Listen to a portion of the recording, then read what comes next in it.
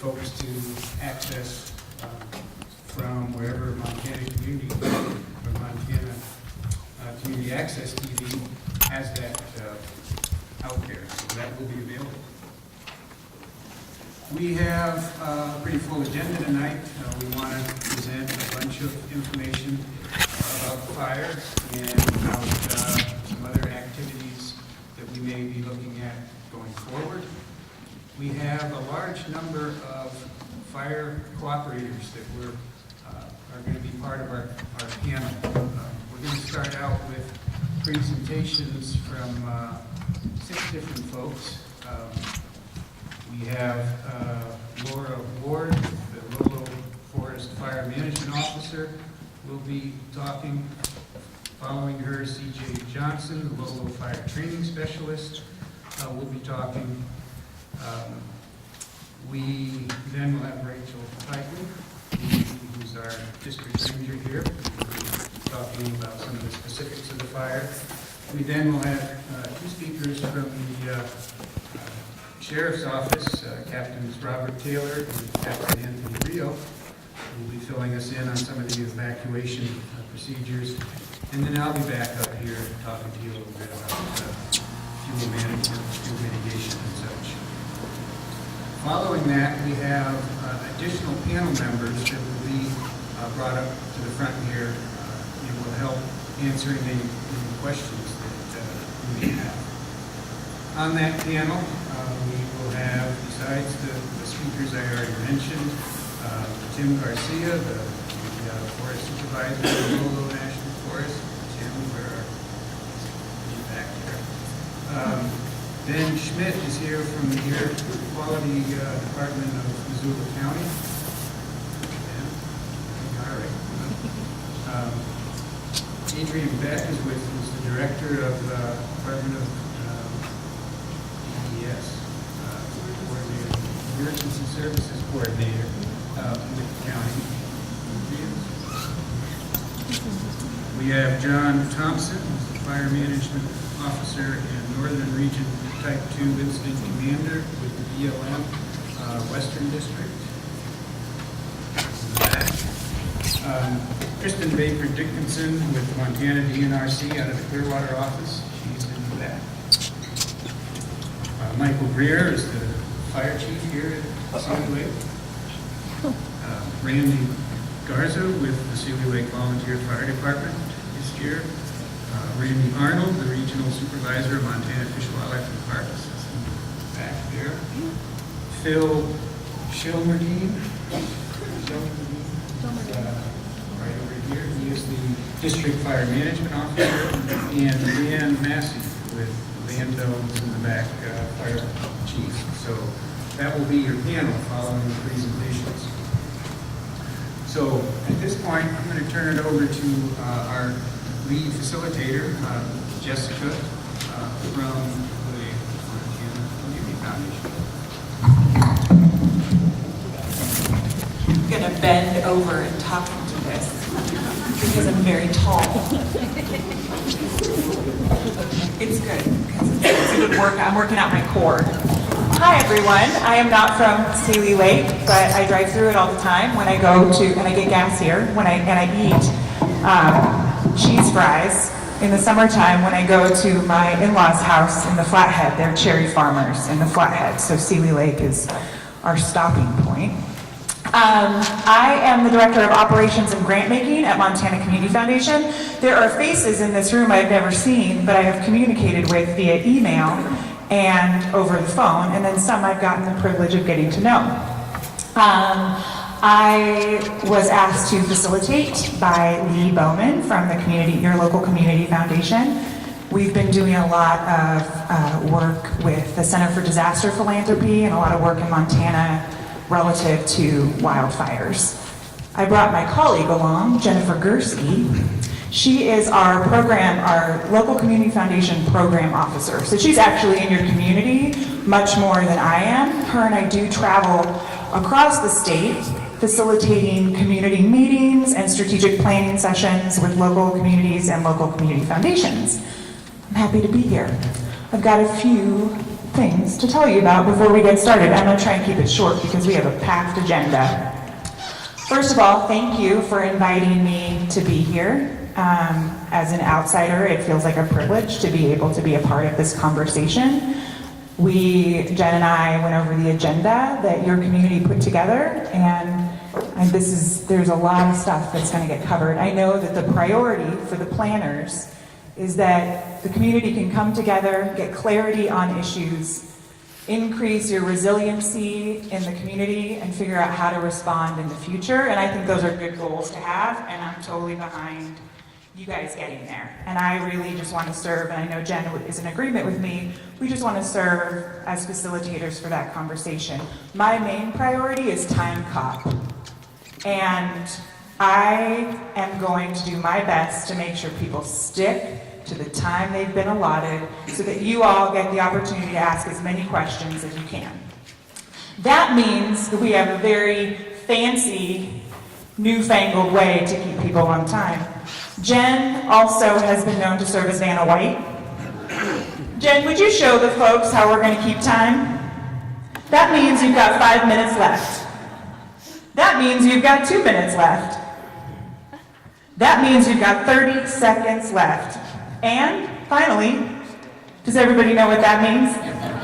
All right, that means stop. And if you don't, I will walk over it. So we are all going to work together to stay on time, to be respectful, and we are all going to work together to leave here with more information and a plan of what to do going forward and how to come together as a community. And I am going to do the best job I can to make that happen for you. And lastly, thank you for the reminder, Jen Gursky. Does everybody have one of these? If you don't have one of these, will you raise your hand and someone will bring you one of these? There are a few people. This is a feedback sheet. If you would fill this out, you can turn it in before you leave this evening, or you can drop it off at the ranger station. Some of the comments used will be in future Pathfinder news articles. So your feedback is really important to your community. This is for your community, this is not for me. I'm just here to do what I'm told. It's a miracle that I'm here and doing what I'm told. So, without further ado, so one more point of clarification. There's 2 tables here. You got it. There's 2 tables here where panelists will sit, but because the room is small, panelists are in the audience, and they'll come up when it's time for questions and answer your questions. But if they sat here during the presentations, they would block the screen. So just as a formality, they're going to come. Don't worry, they'll be here to answer your questions. And lastly, Jenny's got cards. If you still have questions you want to ask and you want to fill out a card to be submitted, those cards will be gathered by Jenny and Lee and Jen. And then your questions on those cards will be answered at the question and answer time. So to get started, we're going to start right off with our panelists. So our first panelist is Laura Ward, and I'll let you go ahead and get started, Laura. Hi, my name's Laura Ward. I work on the Lolo National Forest. And I've worked on the Lolo National Forest for about 18 years. I've worked in fire for about 34 years. And, well, I'm going to talk through my nose on this one. The last one on the other side. My intent is to be able to provide you with some information regarding the overall fire program on the Lolo National Forest and kind of put in context some of the unique things we dealt with in 2017. Because I have closer to the mic. Can you guys hear me in the back? Okay. Because I will admit, in the 34 years that I've been doing this, this year was a struggle. And I've worked on incident management teams, and I've been in fire management for all of that time. And I've worked in 3 different regions, but I have spent the last 18 years here on the Lolo. The communities of the Lolo mean a lot to me. I live in the Huson 9-mile community, and all of our communities this year were impacted by fire. So I just wanted to start out with what the workload of fire management on the Lolo National Forest is. We have a 10-year average of fires of about 138 a year. We had 94 fires this year. So we typically only burn about, our 10-year average, 44,000 acres a year. We experienced a greater, when we look at the fire footprint and a few slides down of the fires that happened on our landscape on the Lolo this year, compared to all the fires we've had happen since 1985, take a moment and just think that because we saw more fire on our landscape in this one season than we've seen over the course of that time, almost. We have varied ownerships on our forest. You can kind of tell by the map up there. And when we have all those ownerships across the forest, it means we have a lot of partners and we work with a lot of agencies. And that's one of the reasons all these people are in this room here tonight. Because it's a big job and we can't do it alone, and everybody's got a dog in the fight, because everybody's got a piece of ground out there they're concerned about. Those are just some of the agencies we work with. As you scroll on down, when we talk about wildfire protection, sometimes it can get a little confusing to our public. Our jurisdictional responsibility is our lingo. We can fight fire on everybody's ground. So we can go help the DNRC can come help us. Because again, we need all of our partners in order to get this job accomplished. But we do have jurisdictional protection responsibilities, and that means when a fire starts on Forest Service protection, it's a Forest Service fire. They take the lead as an agency. So I'll use the Liberty Fire as an example. It impacted your community this year. That fire started on Confederated Salish and Kootenai ground, so they became the lead agency for that fire. And it did burn on to Forest Service ground that was under state protection. Can I make that any more clear? So it is a confusing thing, and I understand how that can confuse the public. It confused me when I got here 18 years ago. Now I'm embroiled in it, and we all work together so closely that we understand that Kristen Baker Dickinson understands her protection responsibilities as we understand ours, and that's why you see us together when we have these large fires, so we can address everyone's concerns out there. So if you can, this is the slide I wanted to highlight, fire footprint, CJ. If you can kind of zoom out to the whole forest, okay.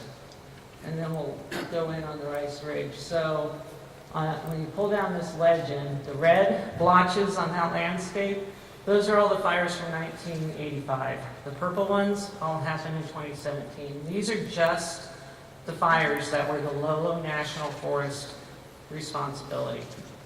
Protection responsibility, so like you don't see the Liberty Fire up there because it was a CSKT fire.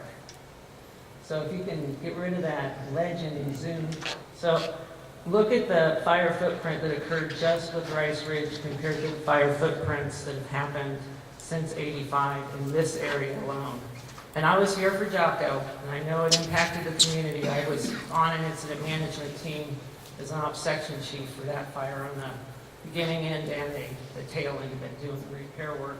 So, and then when you zoom, if you can, just zoom back out to the whole forest.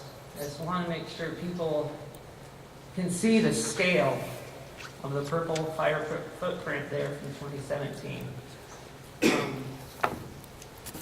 So we ended up, you can go ahead and scroll on down, CJ. We ended up with 9 large fires on our forests. And in those 9 large fires, we ended up having to manage them with incident management teams. And because of the situation we were dealt, where we were short on so many resources, including incident management teams, we had to combine with some fires. We had to combine some fires that, quite frankly, we didn't want to combine, but we had to because to manage them within our staffing was beyond our capacity and our capability. So an example of that is late in the season, the Highway 200 complex came to be. And that was 2 fires on the Lolo and 2 fires in the Kootenai.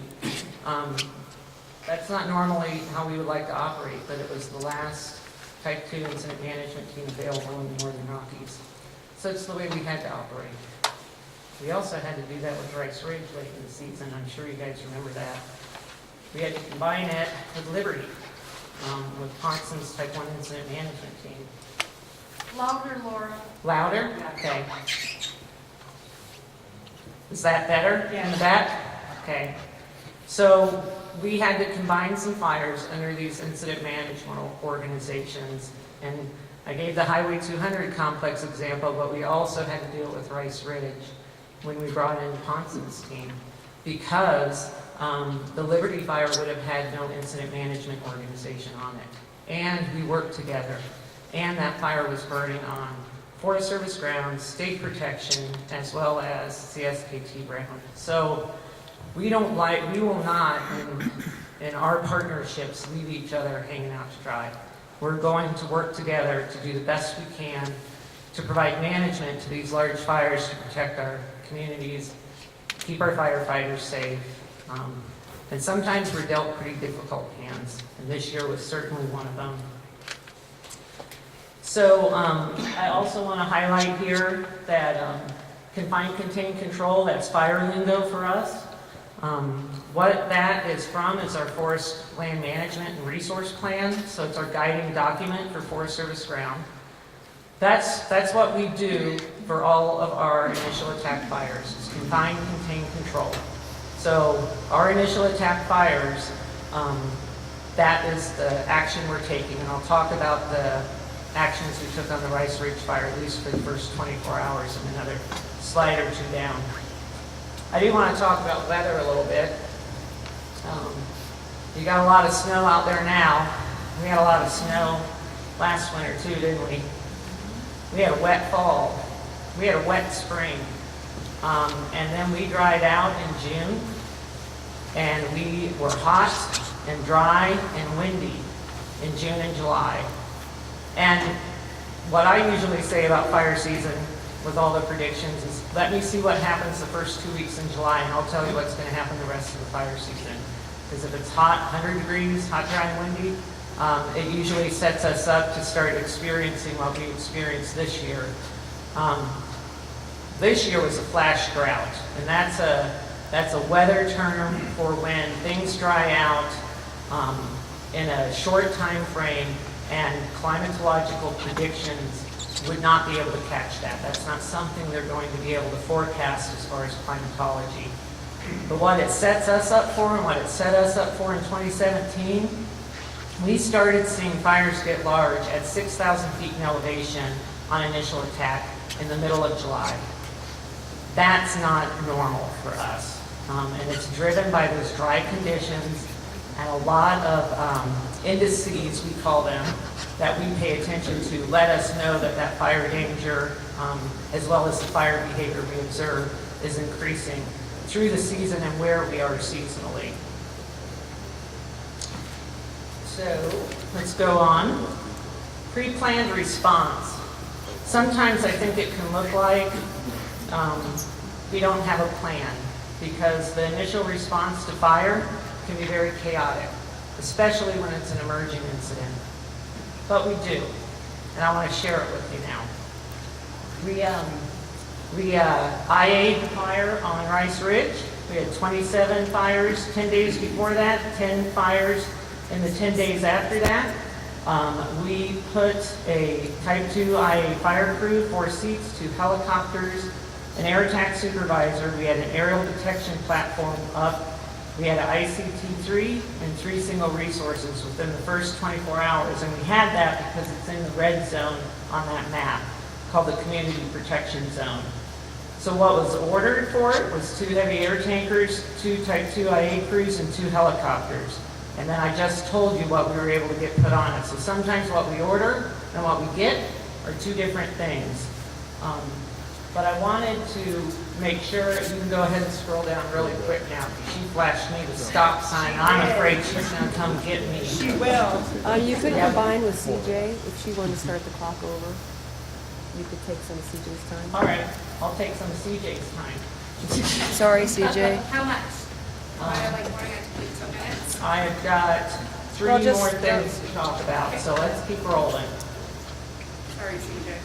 So, detection's a big part of our initial attack. We've got to find them early and we've got to get on them quick. The Rice Ridge fire was detected on the 24th of July at 4:29, and we had 210 Mike Alpha, our Type 2 helicopter, assigned to that fire and on scene by 4:30, and his initial size up was 5 acres in spotting. And that's when the duty officer, the local duty officer, ordered those other resources I talked about, the heavy air tankers and the 2 crews. And then you heard the resources that we got and were able to be assigned throughout the course of that day.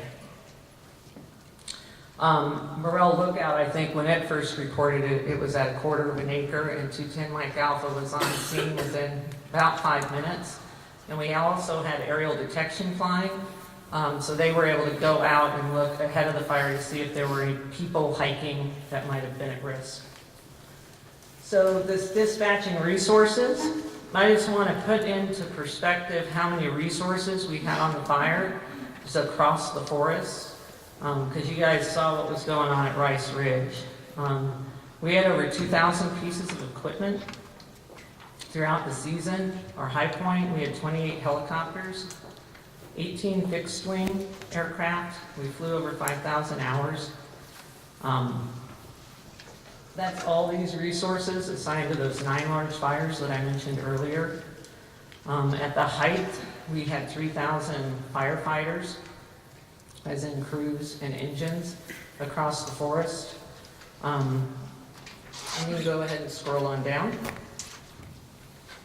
And for this one, I talked a lot about initial attack, and I guess when I mentioned that size up that was given by 210 Mike Alpha, that size up, that 5 acres and spotting with wind on it, growing to the east, that puts so many things in motion for what is the local duty officer here at the Sealy Lake Ranger District. They make a lot of decisions on that size up, on how to initial attack and what to order, and how to engage and how they're going to access based off of that size up. We go into extended attack if we're unable to catch the fire, which means to contain it within 24 hours. That kicks us into having to do some other things, which is within the framework of making decisions about how we're going to manage this fire in the future, including bringing in an incident management team like JT, working on crafting a delegation of authority letter, telling them what we want them to do with the fire. And then that incident management team takes that and turns it into an incident action plan where they're implementing how they're going to do that with the fire. They're making those tactical decisions on how they're going to implement what we've asked them to do. So I think with that, you can cover good fire, bad fire. The overtime on the forest, how many fires are where, by cause. And you can see the yellow starts there are human-caused fires down in the valley bottoms. Typically the red are lightning-caused fires. The human-caused fires are a cause for 100% suppression, full perimeter control every time. Fires that are lightning-caused, we have a full array of management strategies available to us depending on the flank, largely depending on this time of year when we're in planning level 5 and fires are getting up and going. There are full perimeter control within certain areas. North of Sealy Lake was certainly one of those areas. And then it becomes where we can put firefighters safely. If someone were to get hurt, what will we do if they get hurt? And that drives where we put firefighters, and therefore drives whether we go direct on a fire perimeter or indirect on a fire perimeter. Every fire, has a decision made. And this is where the district ranger gets with the incident management team, and we will do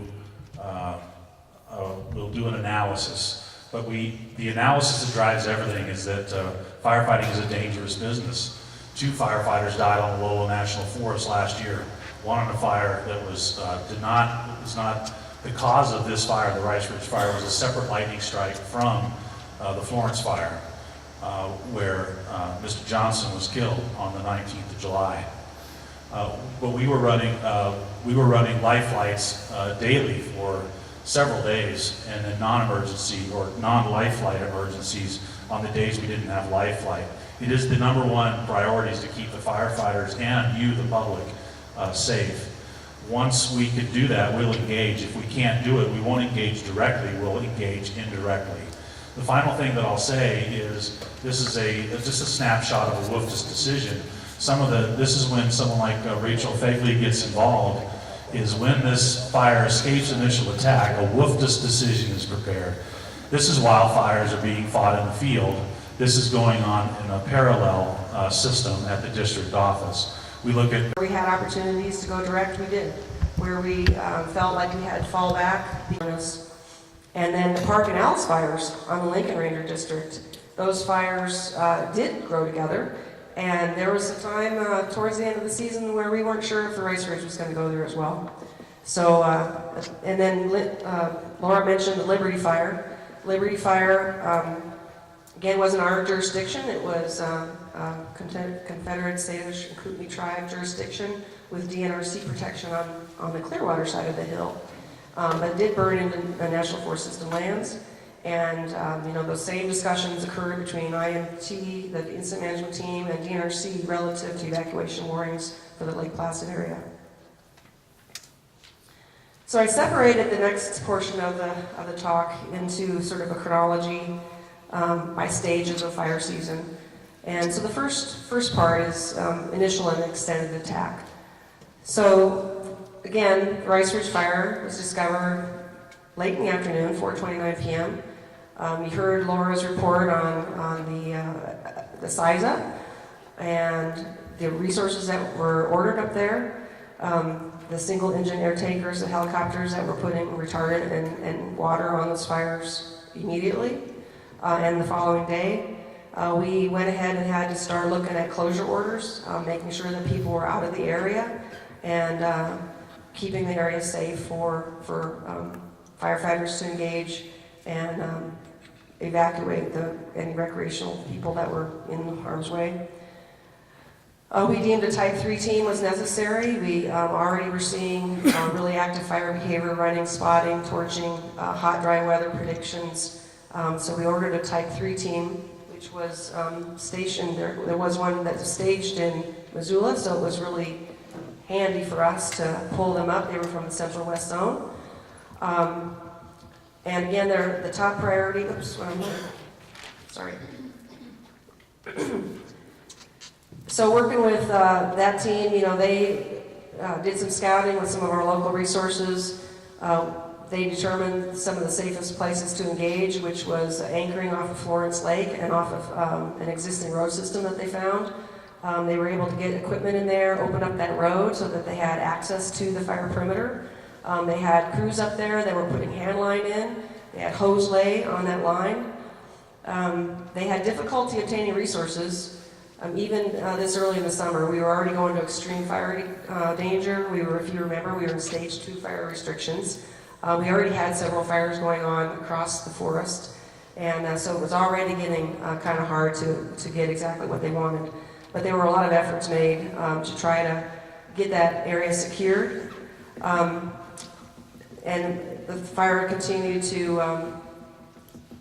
grow and got to about 60, 70 acres when we got a first of many red flag warning, which caused high winds and an overnight weather event that spread the fire across the ridge of Rice Ridge and down into Morrell Creek. The fire had been predicted to go not only through prevalent wind direction, but also through all the modeling that they'd done. We had folks, running models trying to figure out, okay, with the fuels and the terrain and the prevalent winds and what we know about this area, everything was telling us the fire's going to go northeast. Well, it didn't.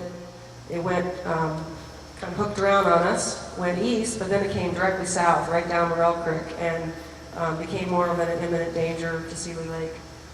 So right about that time is when those discussions were taking place. We're expanding closure orders. Law enforcement, Captain Rio was put in charge of some of the evacuation warnings and the implementation of those calls with the incident management team.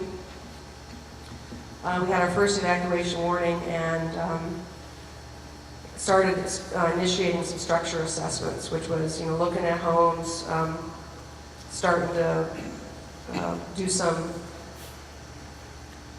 hose lay and sprinkler system setup and all that kind of stuff, which you saw quite a bit of later in the season. So the fire transitioned then to a Type 2 team from the eastern area who had been here in 2015, who was great to see them again because we had a real successful fire season with them for 5 minutes already? Wow. Okay, they're here.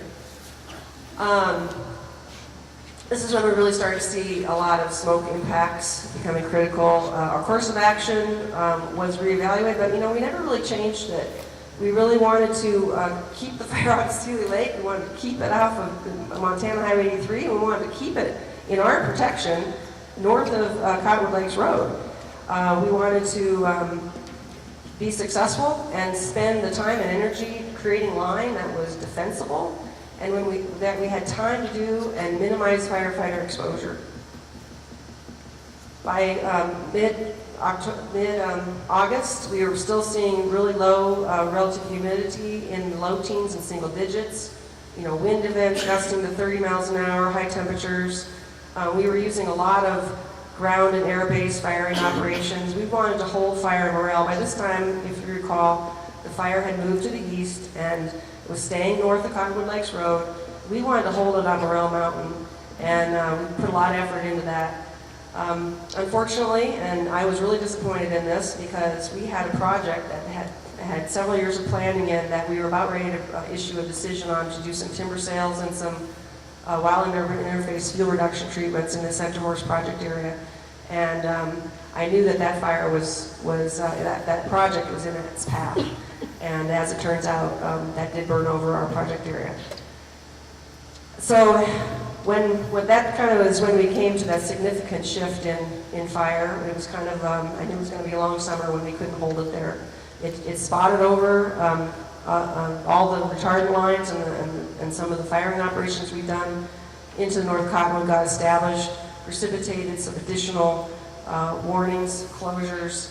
And some of the things we started seeing was a lot of spotting, because again, this was really active fire behavior, really low fuel moistures, and the spots were, 9 out of 10 of these spots were landing on stuff and starting new fires. And they were outside, well ahead of the fire, or across some of our containment lines. This was happening south of Cottonwood Lakes Road, below Double Arrow, and it was happening on the west flank. And I know John Tompkins' team in particular was really challenged with this. Oh, where he is.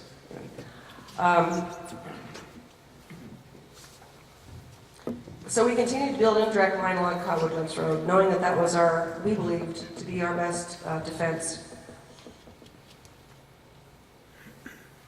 Come about the 1st of September, again, more active fire behavior, scouting up some of those drainages, Dunham, Shanley, Little Shanley, looking for places, where could we be successful? Is there any place we could, cut this off? And it was just, the fire just kept making that decision for us. And we didn't have the time or the resources to do what maybe we would have done in a regular fire year. We had significant runs that caused continued closures and evacuations. Are we on about September 3rd? Thank you. And September 3rd, if you might recall, it was right around Labor Day weekend, we had another significant shift in the fire, and that was when another overnight thing. What was happening is the cold air was sinking, holding all that smoke in our community, but it was keeping the temperatures high in the higher elevations, and the relative humidity is really low. So there's this thermal belt sitting up there at these higher elevations, and we were seeing active fire behavior all night long.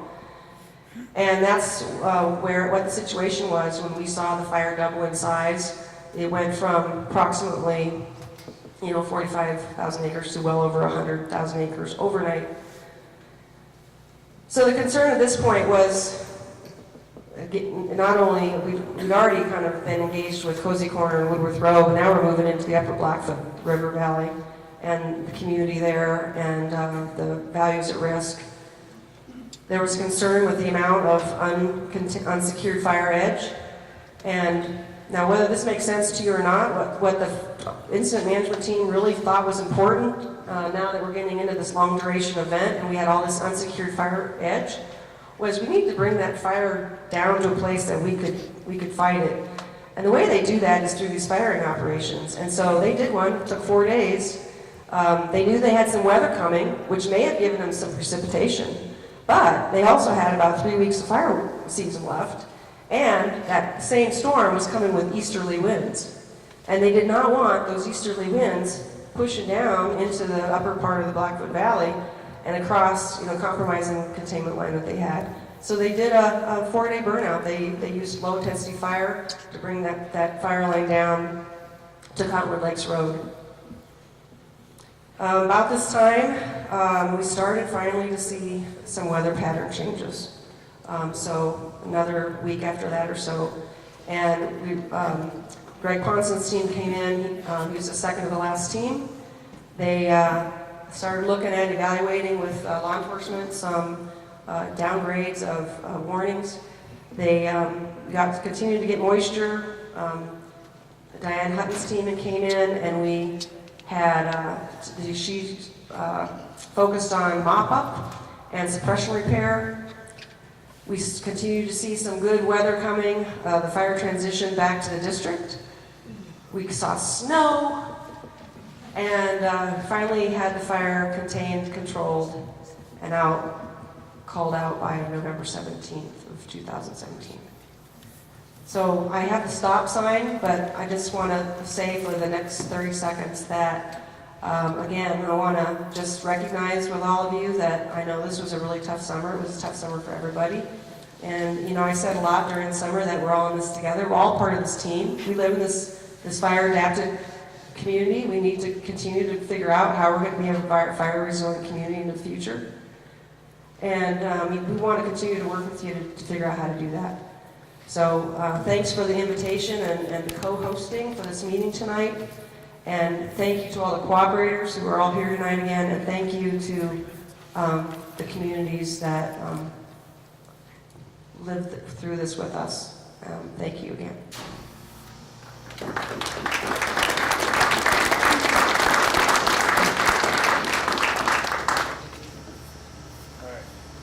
think I've been watching.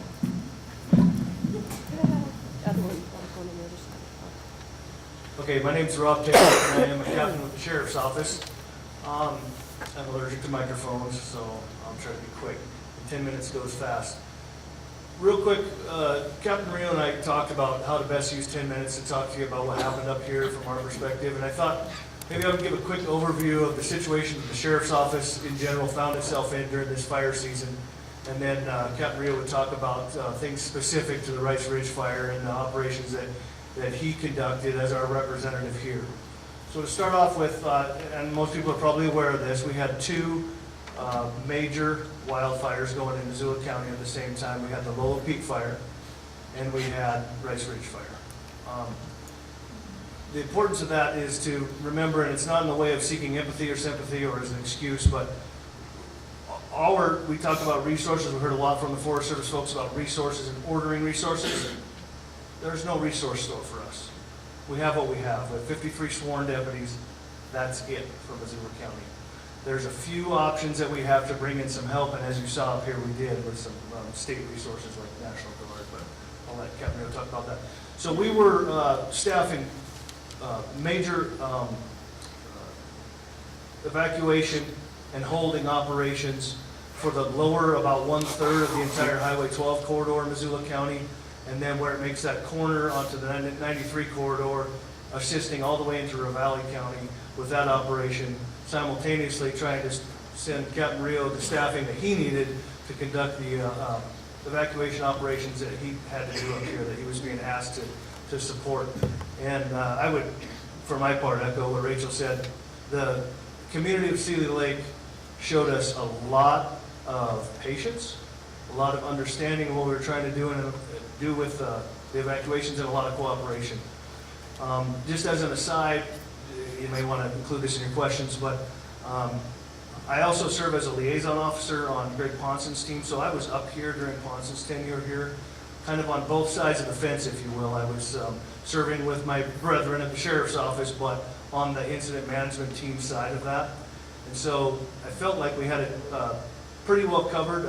JT's team and the Goldman's team were excellent to work with for Captain Rio, and then when we got up here, I had about 3 or 4 days to help him before our team actually got sent here after I got off of Lolo Peak. And we were able to really kind of refine the process that he had going, I think, and we learned a lot, and you all helped us learn that. I think that the biggest thing that we're looking at is when we do evacuations, we don't enjoy asking people to leave their homes.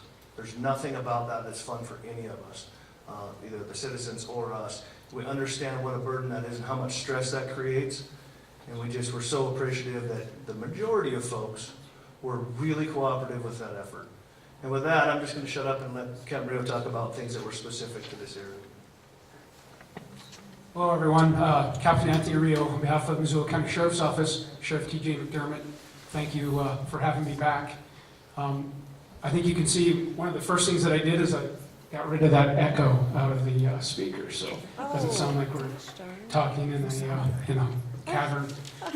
But it's good to I think to be back up in Sealy and just be on this side of the year, this side of fire season. I was going back just kind of in my mind.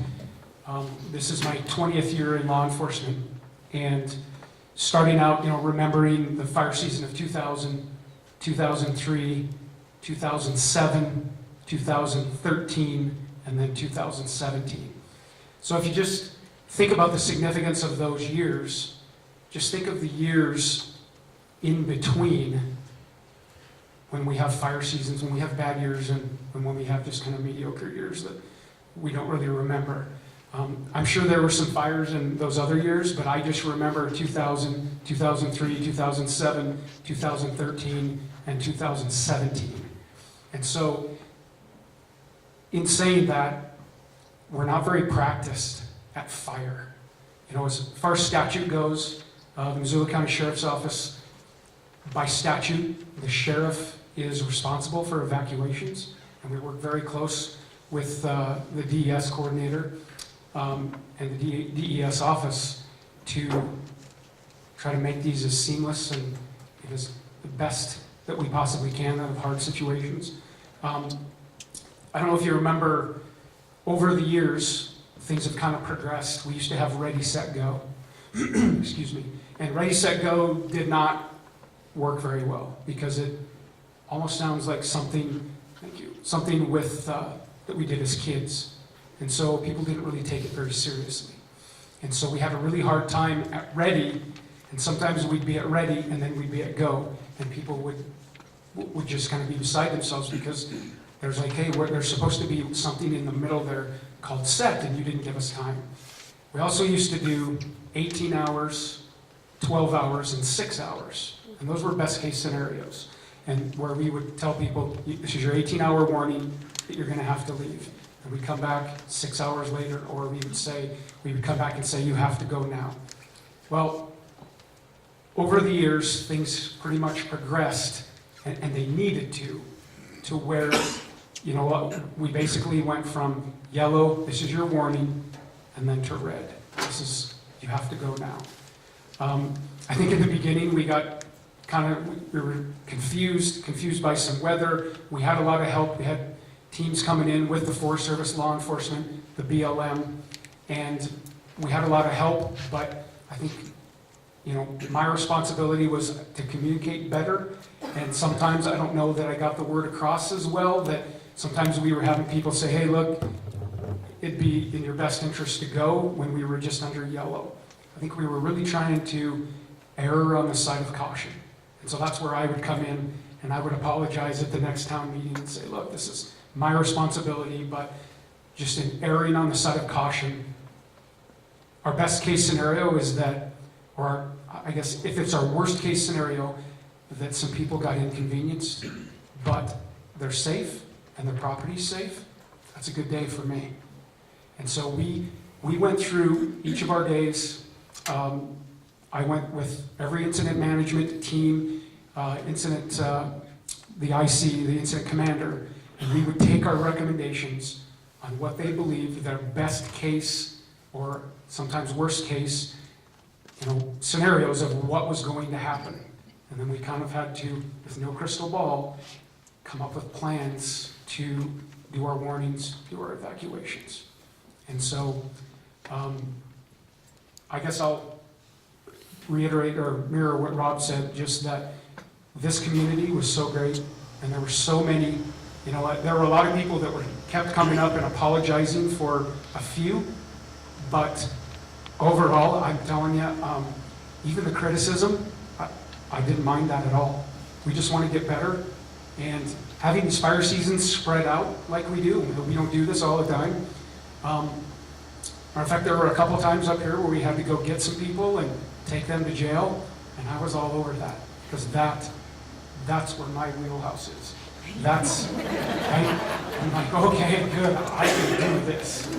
But it's fire stuff and evacuations and trying to make everyone happy, golly, it's just that's a tough one.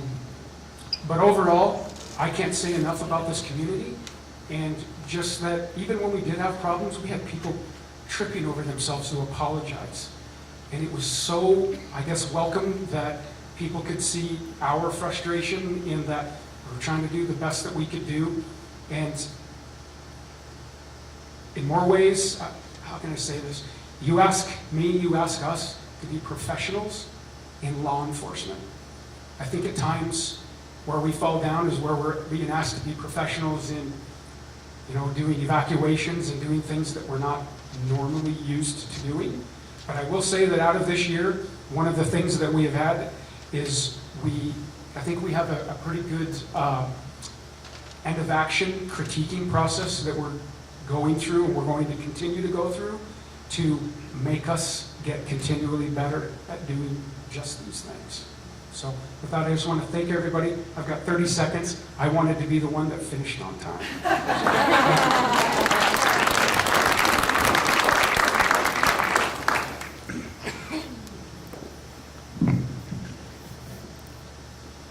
Okay, we're going to kind of switch gears. We've heard now about what happened over the summer.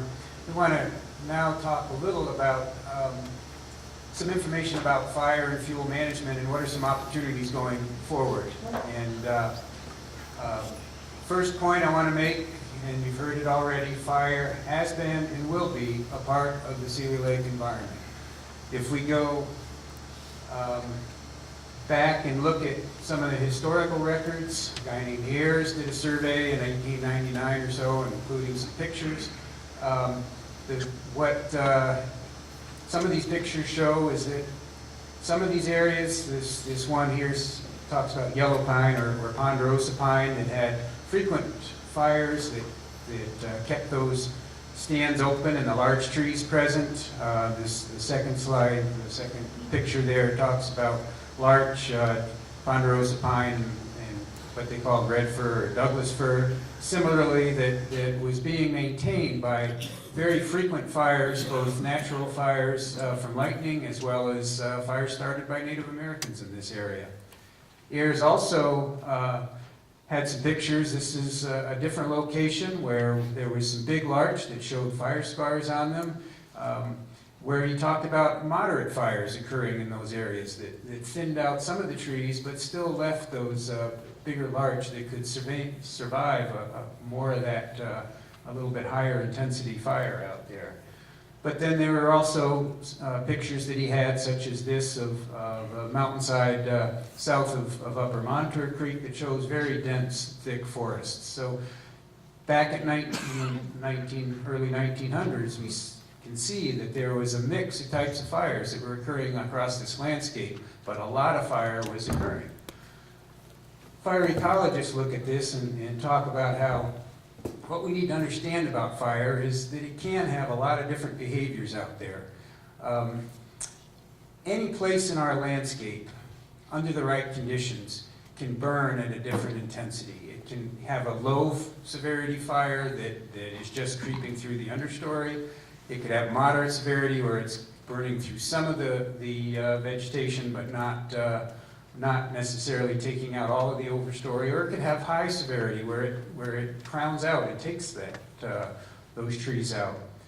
What fire ecologists do is try and talk about these as fire regimes, with recognizing that while any of these severities can occur kind of anywhere, it's the scale and the size and the distribution of those intensities of burns that really make a difference. So historically, at lower elevations, drier sites, we had fairly frequent fire return intervals, less than 25 years or so, and a lot of that fire produced those open kind of stands without a lot of tree growth, smaller trees in them.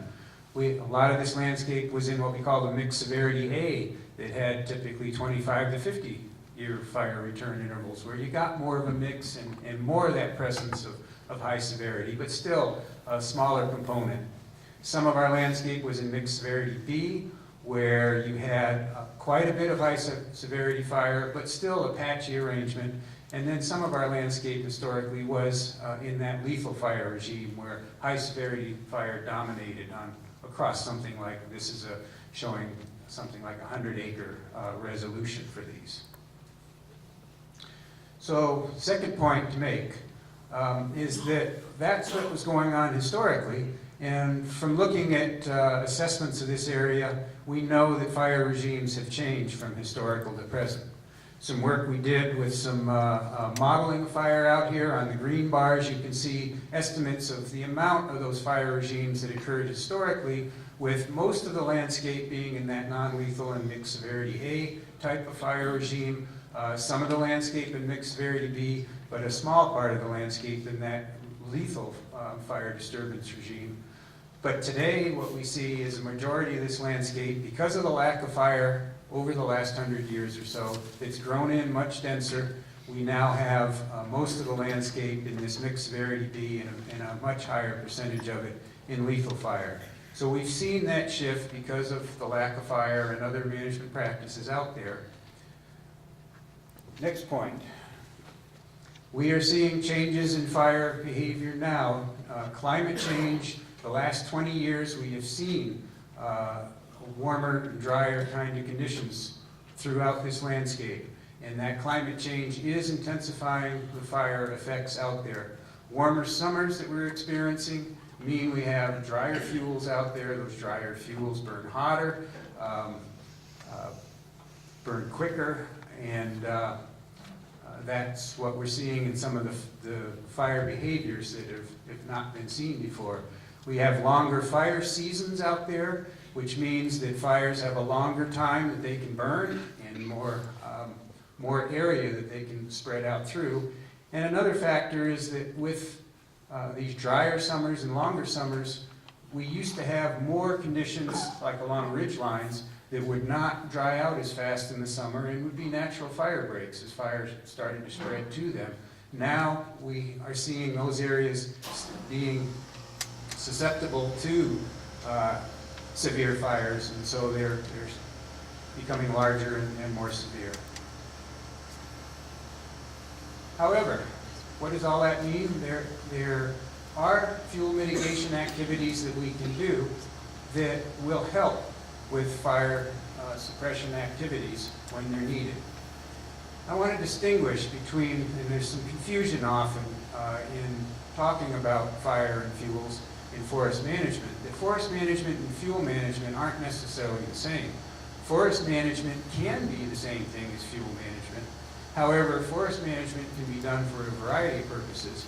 And some forest management, for example, if you go in and have a heavy timber harvest that removes the large trees and leaves the smaller, thick understory trees, you're still going to have a high intensity fire situation if you go through that area. With fuel mitigation, what we try to do is thin the overstory so that makes it difficult to carry a crown fire, and thin the understory and ladder fuels, but still leaving some of those large trees. And with that, we can effectively reduce fire intensity that's occurring across the landscape. So that then allows us to be more effective in fire suppression efforts.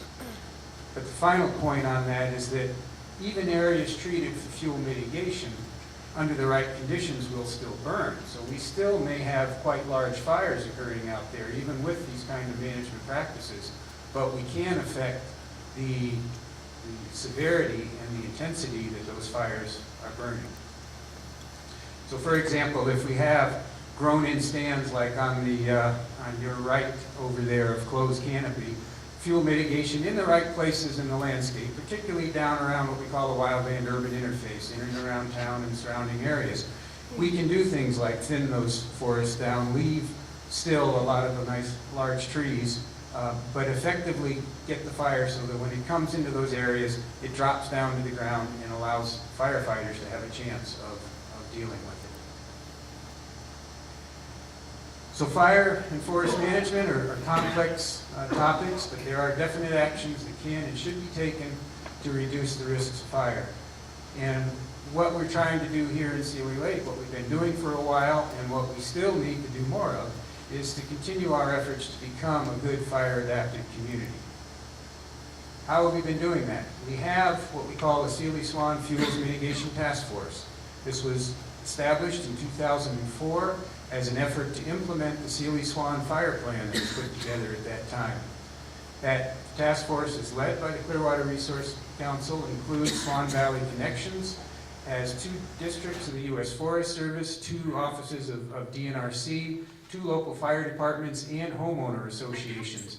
And they're all working together to figure out how we can get and become the best fire-adapted community out there. The agencies are working together to look at where the best fuel mitigation opportunities are on our public lands, and on our private lands. Clearwater Resource Council and Swan Valley Connections are working to reduce the fire risks to homes in our community. There's 2 ways that the task force has been working to do that. One is to provide fuel mitigation around homes through treatment of fuels around homes. And the other is looking at the homes themselves and doing fireproofing. For fuel mitigation, we have CRC, for example, has brought in over $4 million since 2004 to do private lands fuel mitigation work in the community to help landowners with the costs of doing some of that fuel thinning. We have additional resources that are still available, and private landowners can contact us, and we can send out our professionals to review the situation and figure out what needs to be done on the properties. Caitlin is here. Caitlin, raise your hand over there. With CRC, and for Swan Valley Connections, Mike is also here, and they have a table set up over here that has a lot of information about fuel mitigation opportunities that are available. If you're down in Ovando, the Blackfoot Challenge has similar kinds of opportunities, and Signe is the forester down there.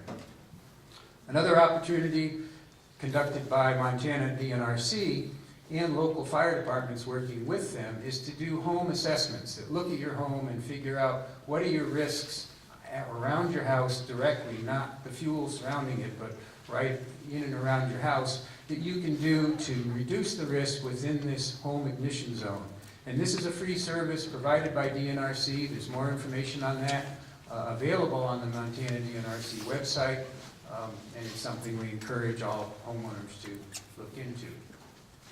So bottom line, we've survived a 160,000 acre Rice Ridge fire right next to us and a 28,000 acre Liberty fire on the other side of us, not without some pain and discomfort, but we didn't lose homes, and there was a real combined effort to do that. But we have to recognize we still live in a fire-prone area. Just because we've had these fires, we're still going to have more in the future, And so we must do all that we can to prepare for the next fire when it comes along.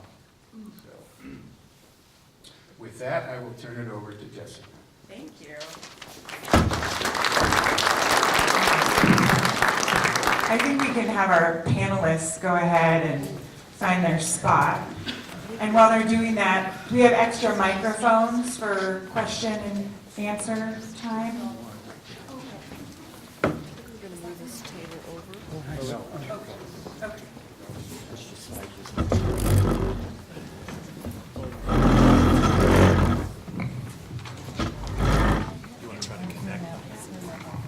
Yeah. Is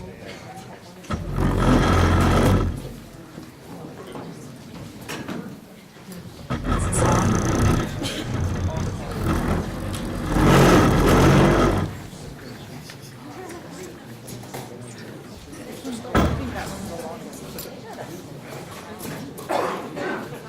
I'm going to do my best to get out of the way. I want to say really quickly that as we were talking about earlier this week about Jen and I coming up and facilitating this meeting, the joke was that I was going to bring a hook to pull people away from the microphone. And I just have to say that this group of people is on point. And I've never experienced people finishing on time before, so I'm really impressed. This is Some MCAT's of you. mic. And so one of you the gets a other gold one, star. You need to speak into this so it can be added. Also, thank you Okay. for allowing us to be here, and thanks for the questions so far. We've got quite a bit of questions that I'll go ahead and answer. I get the privilege of visiting communities all over Montana. My great-grandfather homesteaded in Ovando, so I like to think that he'd be really impressed that I was here right now, because he built a lodge that still sits at the Double Arrow. Or a little cabin. My father calls it a lodge because he's very proud. But, what was that for? So when these guys answer it, this is the MCAT mic, so they need to Oh, wait okay. for me to get there as well. Okay, so, quick point of clarification. When you go to answer the question, whoever is the answerer, you've got to wait for Jen to run to you, or gently glide, with this little microphone, because it's for MCAT, so they need to be able to record. Oh, you can hook it to that? She's No? preferred not to do that. Okay, okay. So we're gonna go, we've got a good stack of questions. We're gonna go ahead and get started. Some of those questions, your volunteers have identified who might be the best person to answer. If they're wrong, go ahead and interject yourself. If they're right, go ahead and answer the question. If one of the panelists has additional information that might be helpful to provide clarification, raise your hand and we will run the microphone down to you. We, meaning Jen, will run the microphone down to you. And one last thing. The sponsors of this meeting have put together an excellent panel, and it took them a lot of work. And most, if not all of them, are volunteers. So I think that deserves a really quick round of applause, because it takes a lot of time to bring together this many people. So that's amazing to me. So to get started, our first question, it sounds like it's probably for Rachel. So, considering how dry the year was, why was the fire allowed to progress the way it did? I think the answer is kind of in itself. The fire progressed the way it did because it was so dry. We talked a lot about the way the climate had set us up for the summer. I'm not sure what the question, the person answering or asking the question meant by progressing. The fire, we explained the initial attack, extended attack.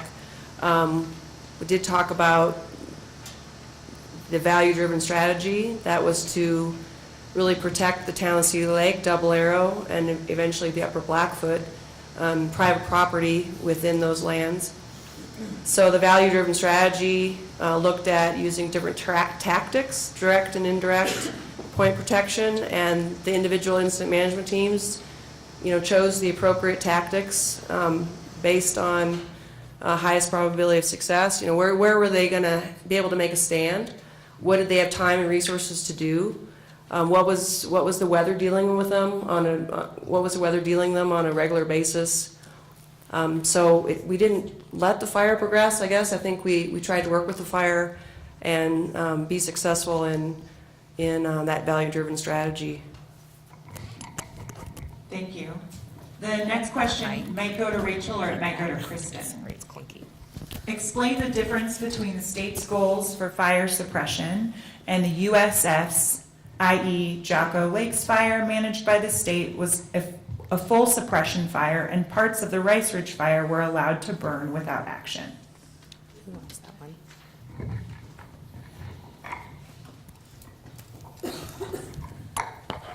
So DNRC is primarily driven by a direct aggressive suppression strategy.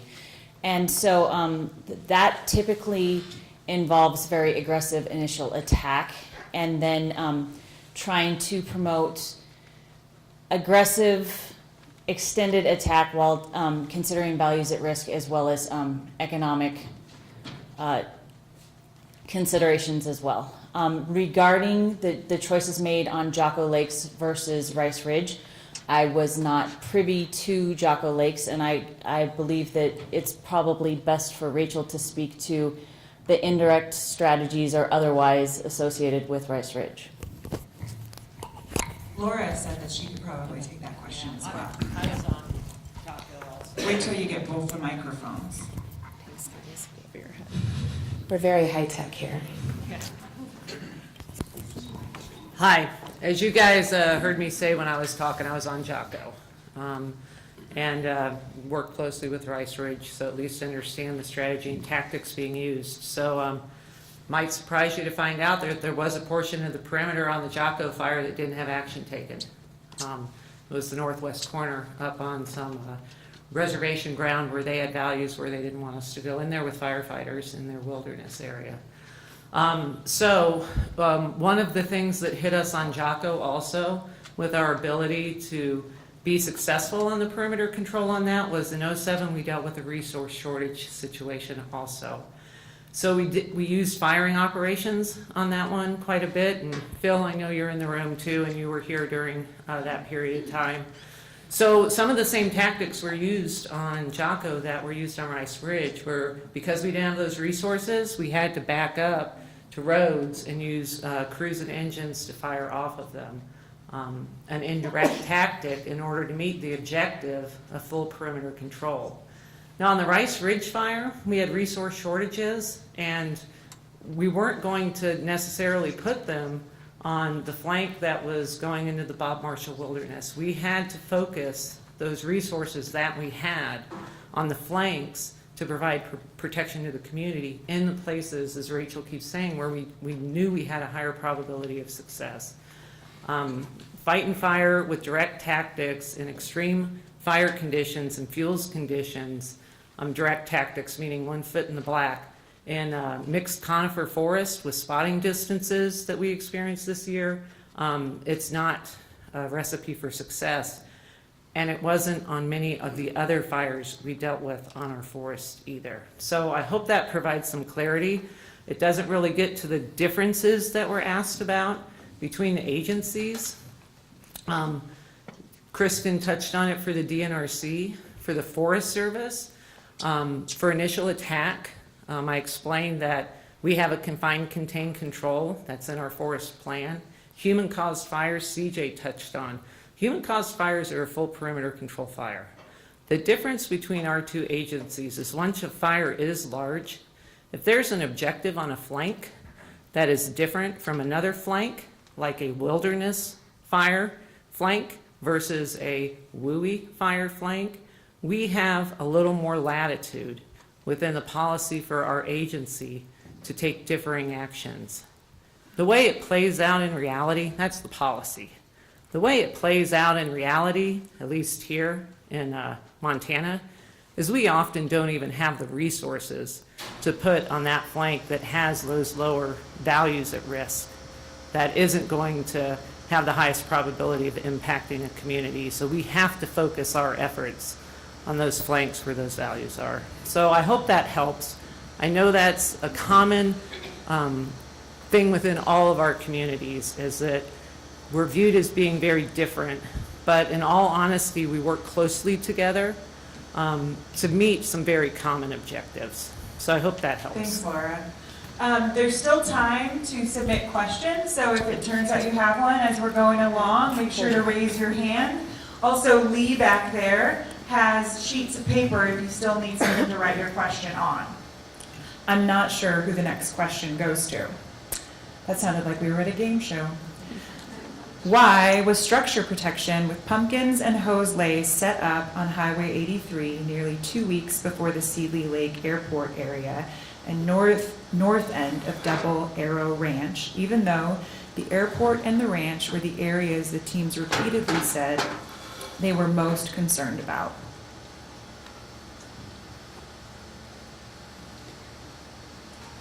Do you want me to read the question?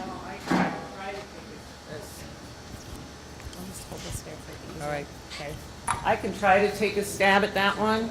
I'm going to assume this is at the beginning of the, between the type 3 going into the type 2 transition. And I would assume that they were progressing from one end of the fire to the other with putting structure protection in place, and felt that they had enough time and space to get the structure protection in place and those values that they kept articulating they had concerns of. They probably had a higher level of concern for those values that they stated because of what they were expecting in fire movement and fire behavior, but it doesn't mean they weren't still concerned about basically the anchor of the fire, because those values were still at risk. That's my best guess. JT, I don't know if you want to. It looks like Randy has a. I said, do you want to try and field that one? Jen is going to make her way down to you with our technology. Over your heads. Look at this teamwork. Look at this. Okay, which one? Yeah, you are. Okay. There you go. All right. So some of the stuff on Highway 83 happened before I worked the fire, but keep in mind there were about 20 houses they protected along Highway 83 versus 1,200 in Double Arrow and in the main part of town, so they just didn't have the resources. Our first day on structure protection, the Seeley Lake fire engine with 3 people on board was the entire division.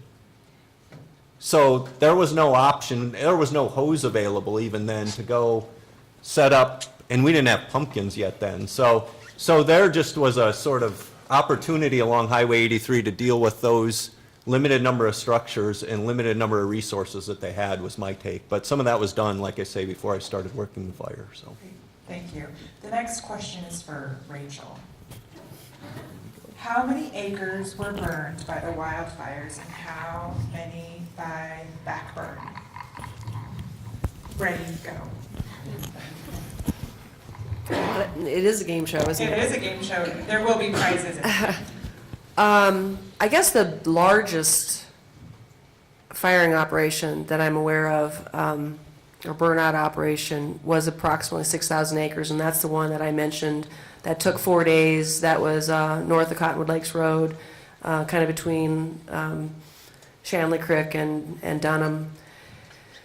So that's about 6,000. I would guess that the stuff by Morel Mountain was maybe another couple thousand. And then there was very limited other opportunities here and there as they worked their way around, if you remember Division Whiskey and Tango and Alpha and Zulu, trying to shore up some of those lines, bringing fire black to black so that they could then have a contained line and mop up.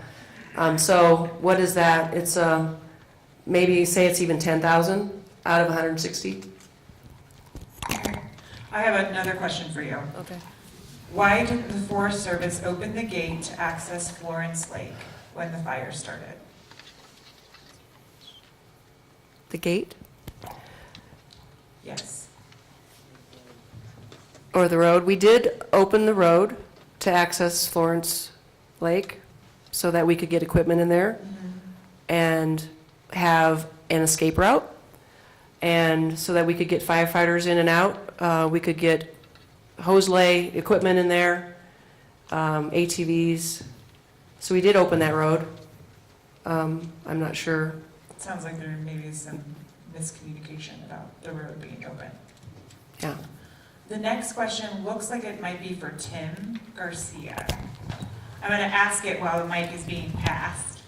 What is the budget for fuel mitigation and how is that spent? It seems like it's not being done, and that's why the fires had so much fuel.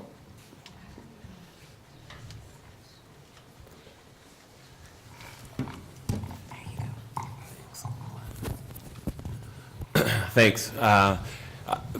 So I'm going to talk a little bit about the fire suppression budget nationally, and then I'll talk a little bit about the LOLO fuels budget. Nationally, the Forest Service spends a little over 50% of their entire budget on fire suppression. And within the LOLO forest, we are very competitive. As you noticed from Laura's presentation, that the LOLO forest has the second highest fire activity of any of the forests in the northern region. And given that, we're competitive for getting about $1 million, $1.5 million a year extra fuels money to go and treat acres across the 5 ranger districts on the national forest. So we have 2.5, 3 million acres across the LOLO, and where we focus those dollars is in areas that are within the wildland-urban interface, so that we can do what we can to work with communities, as Hoffler had mentioned in his presentation, that there's a community component to protecting and fireproofing communities, and where we focus that fuels money is in those adjacent national forest lands next to those communities at risk. Great, thank you. Next question is for Captain Rio. How many illegal drone operators were detained?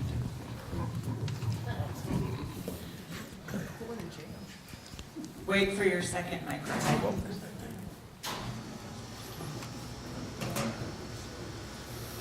So this one, hello? Oh, it got turned off on its Oh, way. there we go. There we go. So this one will be a little bit difficult for me to answer, just in that the drone investigations, yeah, thank you. I'm getting help in the back telling me that one was detained and/or I think arrested. But what we did is ultimately, when we received the call, the sheriff's office responded. We detained and spoke with an individual that was flying down by Riveros. But I know that there were other drone incidents, but every one of these investigations were turned over to the Forest Service law enforcement. We, in Montana, don't actually have a statute pertaining to, so we have some statutes that would apply, but not specifically for drone action or shutting down these air operations or flying within a no-fly zone, whereas the UMC code does, the federal code. And so each one of these incidents were actually turned over to Tyler Robinson, who's the local Forest Service law enforcement. But I know of that I was on one, that we detained one gentleman and actually assisted the Forest Service, I guess, in their investigation. Thanks. Now we're going down, this is either Rachel or Tim. Actually, hang on, I'm going to save that one for later. This is Dan or Mike. How was the Seeley Lake and Ovando Fire Department involved in, or fire departments involved in planning for and implementing the structural protection on the North Fork of the Blackfoot and around Cooper's Lake?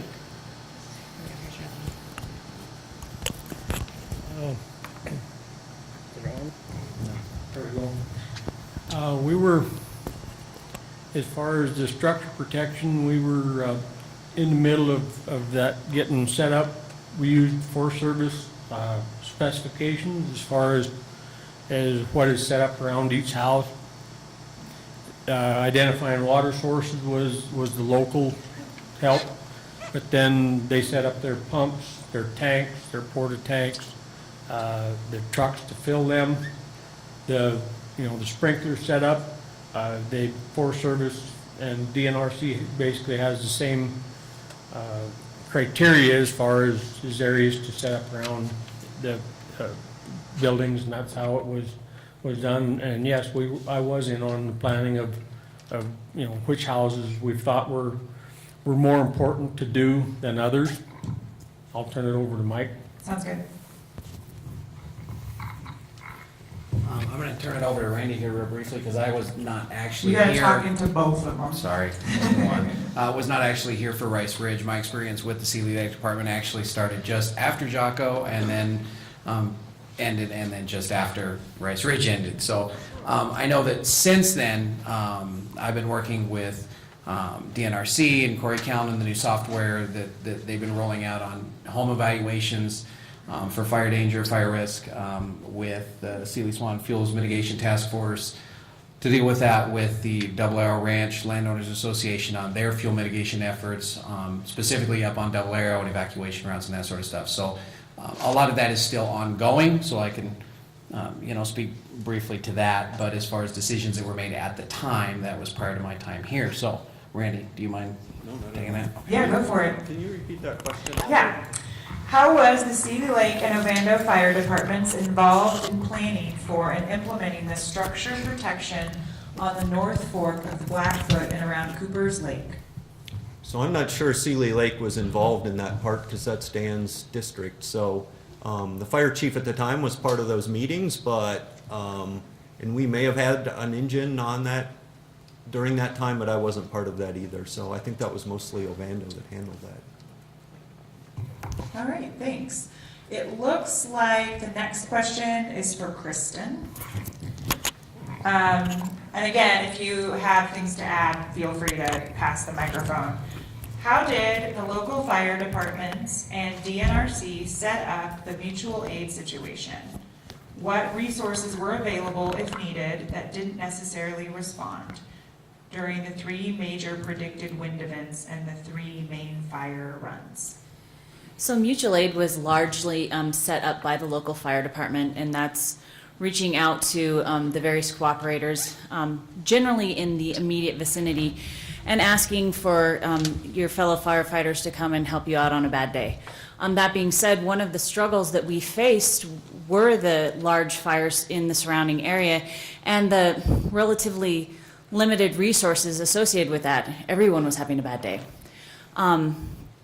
Along with that, DNRC facilitated helping with providing engines as we could on a limited basis to help assist with setting up structure protection around various houses within the both Placid, Rice Ridge, and Cooper's Lake area, as well as Ovando in general.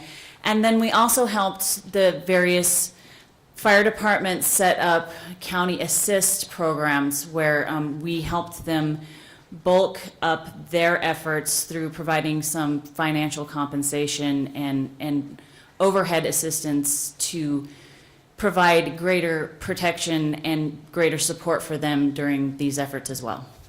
Great, thank you. Does anybody have anything to add? Pass it down. It's too bad Jen doesn't have a Fitbit. She'd get all kinds of steps in this. So can you give me that question one more time? Yeah, if you talk into both the microphones, I can.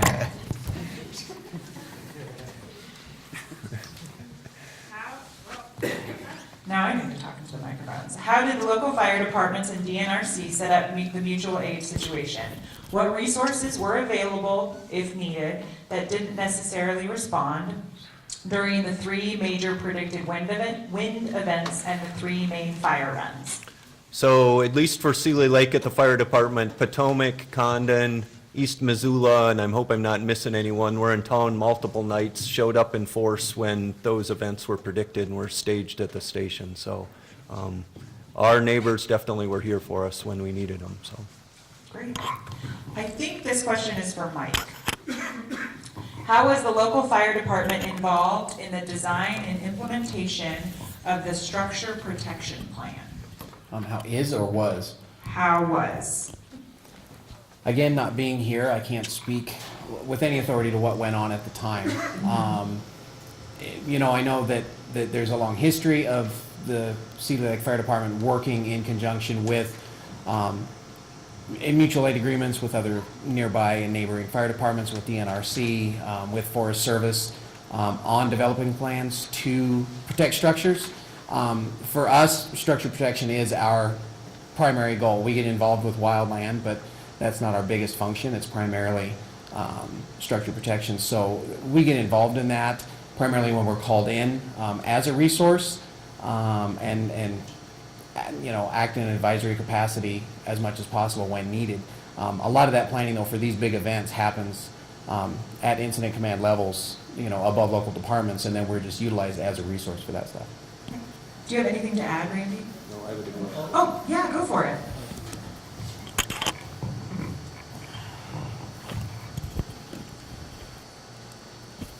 I didn't want to get yelled at, so I took both mics. That's smart. You're learning quick.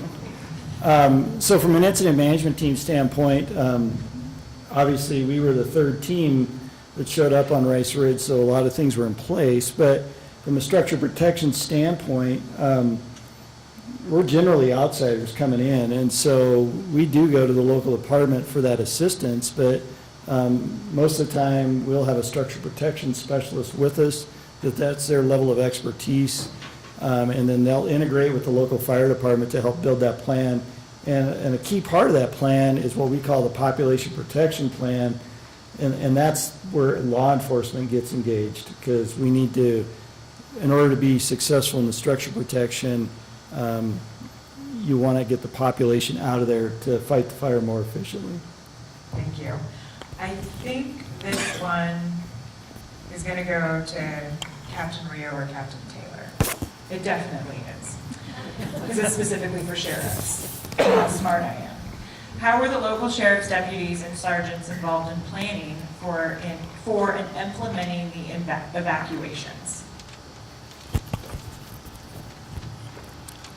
Somebody's been reading my notes. As the patrol captain, I just took over those duties again in January, late January. That's one of my priorities, is to engage my sergeants, my first level and mid-level supervisors in the planning and implementation. It's very difficult, as you know, to, or I hope that you know, for folks like Captain Rio and I to sit in our office and kind of Monday morning quarterback or think of all this stuff when we have that great resource of these street supervisors who can tell us how it really looks on the ground, and that's who we depend on. So that's who we're going to, let me back up. Captain Rio talked about this evaluation and sort of self-critiquing process that we've been going through, and that's part of that. What we're going to do moving forward is engage these sergeants a whole lot more. They know exactly what the capacity of each of the folks that works on their teams are for this kind of work. They know what their skill level is and what they're most suited and best suited to do. So we're going to depend on their expertise, take their advice, and give them the ball to run with it. I don't know that we were in a position with the youthfulness of our department and our mid-level leadership corps this last season to thrust them into literally into the fire, if you will, or baptism by fire in that capacity. But we've had some time to work with them and train with them. We're getting them to some of the incident command courses that a lot of us had the luxury of having during those kind of in-between years that Captain Rio talked about when there wasn't a lot of fire activity. So those folks are slated for those classes to become more familiarized with the structure and the organization like JT heads up and that I work in sometimes, so that they can integrate more quickly. That's a lot of stuff to say. They are our go-to folks, and they are going to be our go-to folks to do that. I just don't know that we had the opportunity to get them out there with the situation we were presented with this year. And really quick, I can just add, as far as Seeley Lake went, you know, we had a great resource with Sergeant Parcell and then, Deputy Sunderland.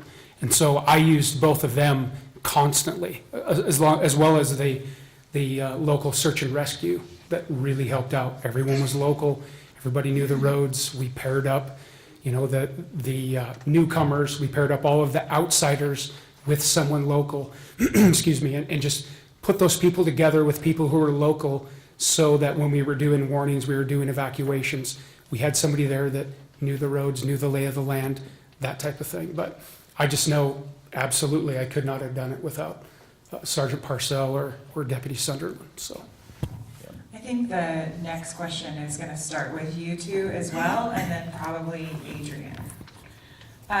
Is there a rural disaster plan for communities in Missoula County?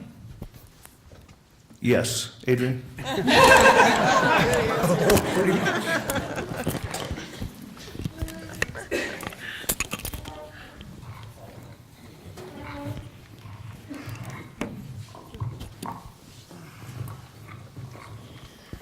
So in Missoula County, we don't necessarily parse out individual communities based on their ruralness, which I think was part of the question there. But our office houses what is commonly referred to as the Emergency Operations Plan for the entire jurisdiction. What the Emergency Operations Plan does is it aggregates kind of what we know we have risks from and what we think we could have risks from, and tries to then, well, not tries to, but then does assign the appropriate agencies that would be the lead agencies in those situations. And so what I often tell people is they say, well, what's the plan for XYZ scenario at this intersection this time of year? And I tell them there isn't one. Sorry, Rob. But moreover, we aim to have a plan that is flexible and scalable depending on what's going on. Primarily that we have the right players assigned to be in charge based on their statutory authority and or the resources that they can bring to the table. The Emergency Operations Plan enables us to kind of all operate from the same sheet of music and know how we're going to engage in any particular emergency. I'm focused. All right, the next question, you gotta pass it all the way down. This is for probably Rachel and Laura, at least we'll start with you two. Was the day the east side of Highway 83 was evacuated due to backburn? Are there restrictions, it's a two-parter. Are there, somebody else wants to take, John thinks he can take it. Are there restrictions for backburning on red flag wind, are there restrictions for backburning on red flag wind warning days?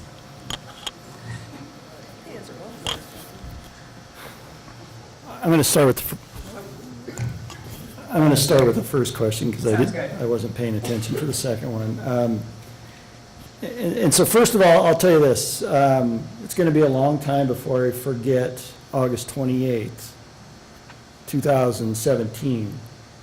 I think about it a lot. I was talking to some folks today, earlier before this meeting, about it. So were we backburning that day was the question, correct? Was the day the east side of Highway 83 evacuated due to backburn? No, it was not. And I guess the one thing, this is a common thing that we have to clarify at many meetings. Backburn is a really antiquated term, and it's a term that we usually do not use. We use a term called burning out, and generally burning out is quite small in scale, and the day that we made the decision to evacuate Seeley Lake, and I think I explained this at a public meeting, one of the problems with the Rice Ridge fire throughout the duration that we had it is that it had a very irregular edge. And when you have an irregular edge on a fire, it is susceptible to wind from any direction. And what we were trying from the first day we got on the fire was to straighten out that line, because we needed a straight line to work off of, and then that would give us better protection for the community of Seeley Lake. And so in the afternoon of August 28th, I was up in the helicopter with our operations section chief and watched the whole thing happen. There was an irregular edge. I don't even remember which division it was in, but there was a finger of fire that was coming down the hill, and we were trying to keep up with it. And eventually what happened was we lost the race. We couldn't keep up with this finger of fire.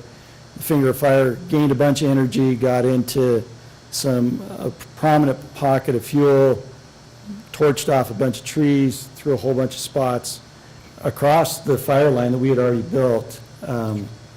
And then it was off to the races, and that was when Steve and I made the decision that we needed to contact the sheriff's department because we weren't sure if we were going to catch it or not.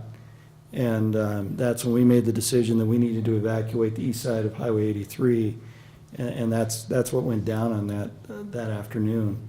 And luckily, we were able to get a lot of aircraft that really helped us that afternoon, and I'm still convinced that was the difference of why the fire didn't come into Seeley Lake. So what was the second part of the question? The second part of the question was about back burning. Are there restrictions for back burning on red flag wind warning days? Well, I wouldn't say that in policy there's anywhere where there's a restriction, but there is a common sense element in firefighting that would tell us that we need to evaluate the conditions that are out there and decide whether or not the actions we're going to take that day are appropriate or not, given the weather conditions. And, from my experiences, that on a red flag day, we would generally not be throwing a lot of fire on the ground. And that's generally an approach we would take. Great. But I'm not saying that there aren't situations where you would have to do that, because sometimes you do get into a defensive posture where it's your only course of action that you have. While I was managing the Rice Ridge Fire, or our team was managing it, we were never confronted with that situation that I'm aware of. Anybody want to add anything? All right. It looks like this is the last question we have, and it may best be, that's not true. It may be best for Tim, we'll start with Tim or Rachel. And this is about post-fire. It's a post-fire question. What soil issues, runoff, surface water, sedimentation will we expect? What will be done to mitigate and minimize this problem?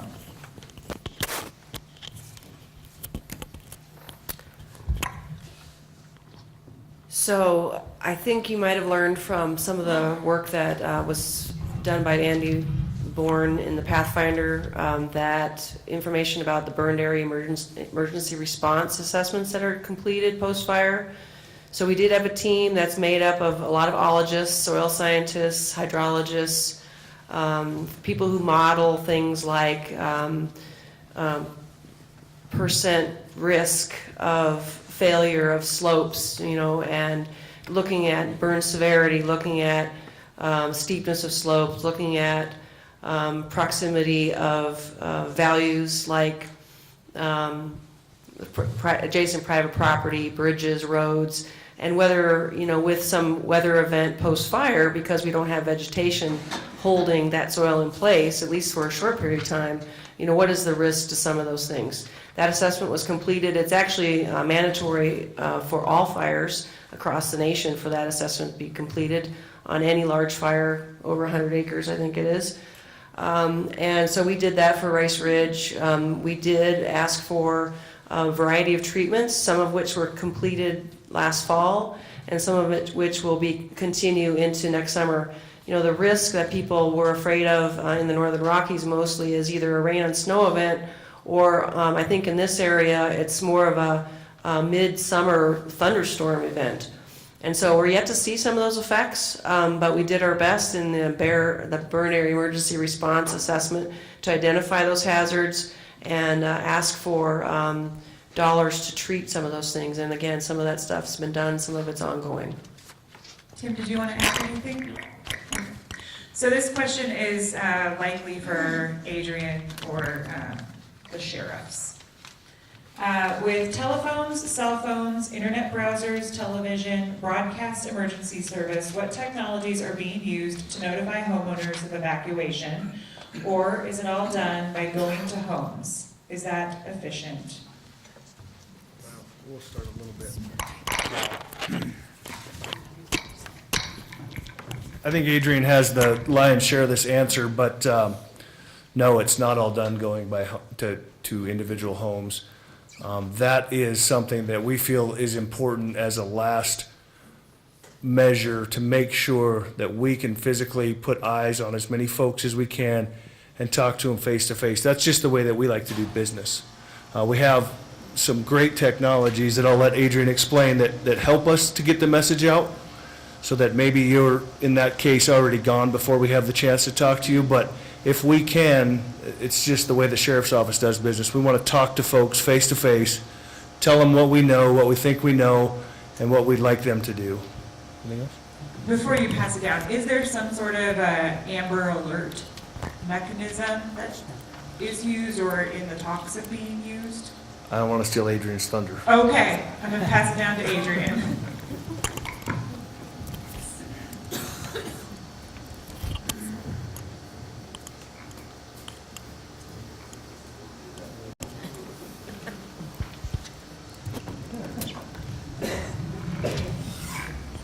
Well, thanks, Rob, and Rob and the Sheriff's Office are as big of an advocate of this program that we have as anybody, and I will say, before I get into kind of what the details of it are, is that this community astounded us in your registration into our mass notification system.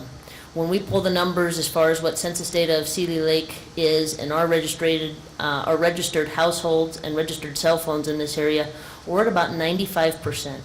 Which on the national average, any community is less than 10% in most cases. So what that system is it's called Smart 911, and if you went to any public meetings or if you've been in Seeley Lake for any period of time, even before the Rice Ridge fire, you've heard us talking about Smart 911, because that is the technology platform that we utilize to communicate with the public, not just about wildfires, but about any potential life safety issue that could arise. What it is it's a mass notification system that kind of takes all of our ability to communicate with the public and puts it into one medium. So what you may be familiar with was formerly called reverse 911, which allows for the 911 center, when there's a request from law enforcement or first responders, firefighters in the field, to notify households based on a geographic area. Reverse 911 is how we would typically do that. That was heavily dependent on those homeowners having a landline phone. Without going into a whole lot of detail here, I could talk about this for an hour, but landline phone data is tied to your address. It's E911, it's what enables us to identify the 911 call that's coming in to a 911 center with an address point. As people continue to get rid of their landline phones and replace them with cell phones, that data is not tied to your address. It's tied to an individual that moves about all over the country, for that matter. So, and it takes proactive steps for the cell phone user to register that cell phone and associate it with their physical address so that we can geo-target them. Smart 911 is how you do that. When you ask about all the mediums that are available to us to notify the public, I just talked about reverse 911 and kind of the registered cell phone. That's what we utilize to notify people of an evacuation. If it is a situation that rises to a higher level, where maybe we have an imminent threat to life safety, then we can trip a trigger that goes a little bit beyond that. It's the same system, but it doesn't necessarily require that you have proactively taken steps to register your phone. It's what you referred to as an Amber Alert. It's the same system. It allows us to force alerts onto cell phones. It allows us to also send out the reverse 911 alert to landline phones, but it also activates the emergency notification system, where you see the crawl that goes across the bottom of a TV screen sometimes when you have a severe weather event, and it also will trip the NOAA weather radio system. Great, thank you. And this is the last question we have.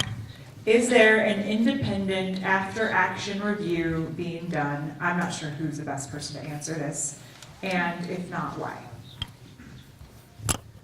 Does anybody know the answer? Pass it all the way down. I guess before I pass it, Yeah. I will say that I think a lot of agencies conduct their own internal after-action reviews, and as Captain Rio indicated, certainly the Sheriff's Office has done that, our office has done that, but the independent piece I can't speak to. But. Thank you.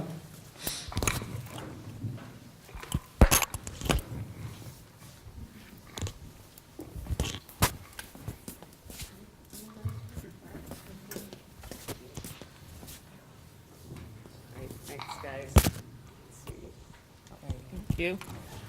All right, so, yeah, for a point of clarification, there are a lot of levels of reviews that occur, starting at the lowest level. Hopefully everybody can hear me, is that better?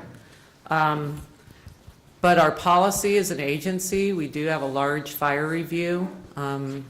We don't, out of all the fires that occurred, I don't know which ones on the Lolo National Forest will be reviewed, but we hit the trigger on all, on 8 of our 9 large fires to fall into that category of a large fire review.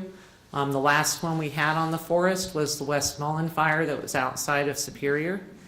So we spent enough money to trigger that, and we had enough acres burned. Those are the 2 things.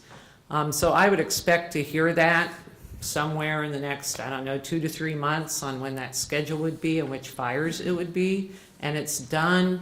The question asked independent. I'm not sure what you're looking for from independent, but it isn't internal at the Lolo National Forest. We have usually 2 to 3 people assigned from the Washington office that come and review that. And they're usually reviewing how we spent the money and how we fought the fire. And then we end up with a report out of that. They had one on the Bitterroot the same time we had the Westmoreland. It was on the Gold Pan fire. And it really comes out to us as lessons learned.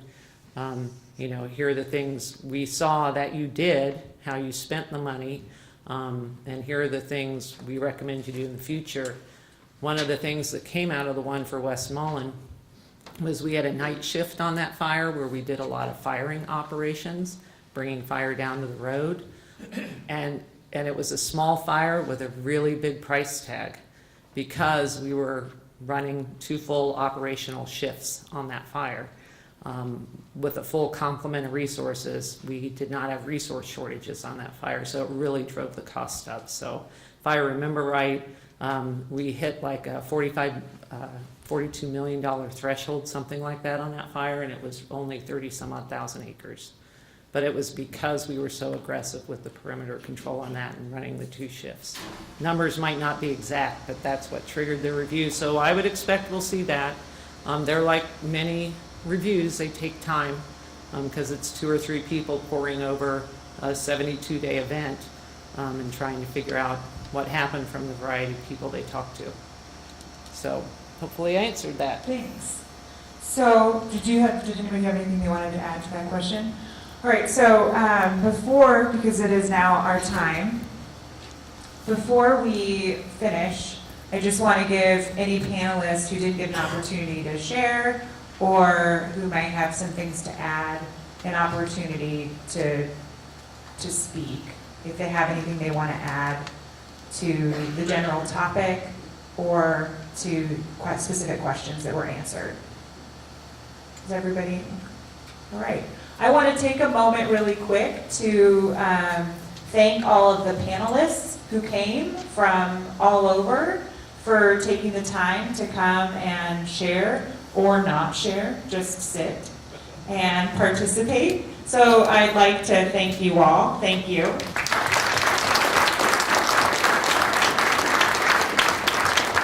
And then again, the sponsors for the evening, the Seeley Lake Ranger District, Clearwater Resource Council, Swan Valley Connections, and the Seeley Lake Community Foundation. Thank you so much for putting this together and inviting Jen and I to come to Seeley Lake today and tomorrow. So thank you for this. And also keep in mind 2 things before you leave. If you leave here tonight and realize you have a question or 12 questions, you have email addresses for all of the people on the panel. And so I encourage you to reach out to them directly and get your questions answered. And then finally, that white sheet of paper you were given to give your feedback is incredibly important. Make sure you turn it in this evening or drop it off, like we said before, at a ranger station. So thank you for coming tonight and thank you for having us.